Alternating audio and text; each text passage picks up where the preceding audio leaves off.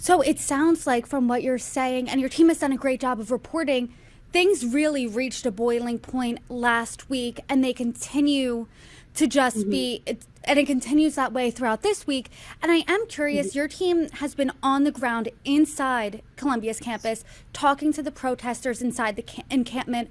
What do they want, A? And B, what is the difference between the protest inside the campus and the one right outside of the gates?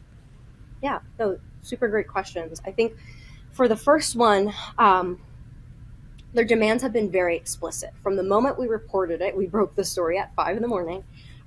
It was clear that they told us, and that their message is, we are not leaving, at least not voluntarily, until our demand, very specifically for divestment from Colombia of, from companies with potential ties to Israel, until Colombia makes that decision and also provides us with the financial transparency to be able to evaluate their success in that, right? And so a lot of this has boiled down to very explicit financial and tangible, sort of what they've identified to be tangible ties between the university and Israel. And that also expands kind of beyond divestment as well, as the university does have programs hosted in Tel Aviv, a new global center that was actually announced, I believe a year ago, and was very controversial at the time of its announcement. And so it's even more so at the time that we're in now.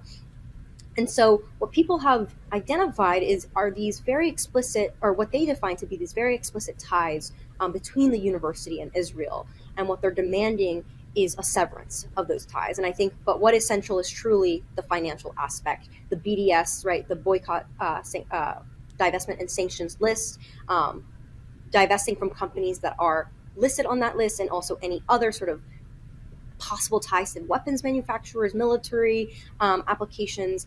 And so that has really been the central demand. And like I said, they have committed to not leaving until those demands are met.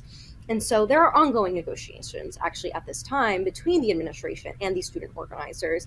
Shafiq actually alluded to it in a recent statement that was on Monday, um, about, these, not an insight into what these negotiations might look like moving forward, although we still don't have a quite big idea as to, like, what is the reconciliation point here, or where do we come to with this. But we know that there is active conversation between those parties, but also that conversation is, I'm sure, very tense.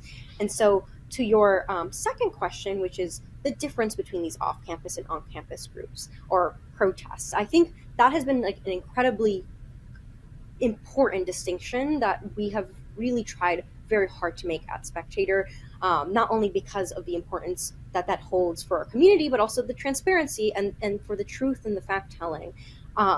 It is very clear to make the difference between what is an affiliate led protest led by the student organizers here who have been leading protests for the past several months, versus the protests that are coming from outside, from other organizations that are in solidarity with these students but are not necessarily affiliated at all with the university.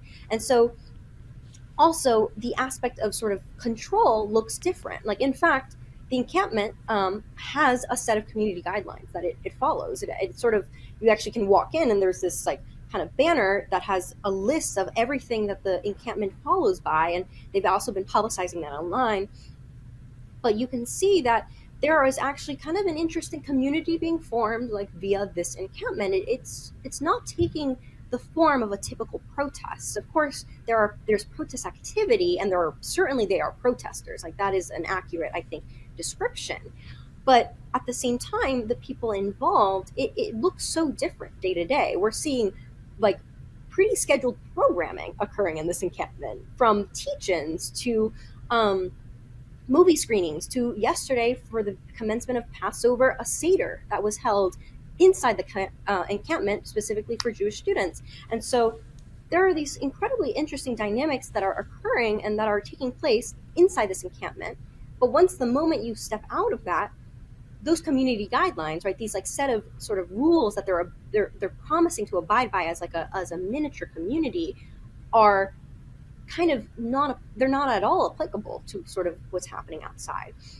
And so I think a lot of the incidents that people have pointed to, right, of incidents of pretty blatant anti-Semitism, specifically some that have been publicized recently about students being told, pretty violent rhetoric, being told to go back to Poland. These terminologies, evocations of the Holocaust, right? These incredibly anti-Semitic tropes, a lot of which have been happening outside the gates in a place that there's a lack of necessarily control, both on behalf of the students but also on behalf of the administration, right? As soon as you step outside that campus gate, you are in now NYPD territory. You're no longer in sort of campus and policy territory. So that's where it gets really, really wishy-washy, right? So what do you do when you have students, Jewish students, who are being targeted, are being told things off campus, where it's the jurisdiction of the university to protect those students, but it's not the jurisdiction to discipline those who are unaffiliated with the university for those actions. And there have been quite several arrests and other things not often related to these anti-Semitic incidents at all, related to sort of just protest activity. But I think that's a really big pain point right now, is like, how do we navigate these off-campus protests that are, inevitably have been brought by the encampment, or have been brought as an inspiration of the encampment, but are ultimately very different things. And that's also not to necessarily diminish the idea that there have been incidents that have also happened on campus. It is just more so crucial to make differentiation as to when and where they're happening, who they're affecting, who is being involved, and really trying as best as possible as reporters, as media, to identify the very explicit actors involved in this, who is responsible, who is accountable, and who is affected, and why does it matter. And whether it happens off campus or on campus, it absolutely matters. It does matter that these students are being impacted in this way. But the question remains of, there is a limitation sometimes to what the administration can do and not do. And it's a really weird dynamic too, because people feel within the campus that the university has overexerted, and outside the campus has underexerted. So it's sort of like, where is the middle ground there?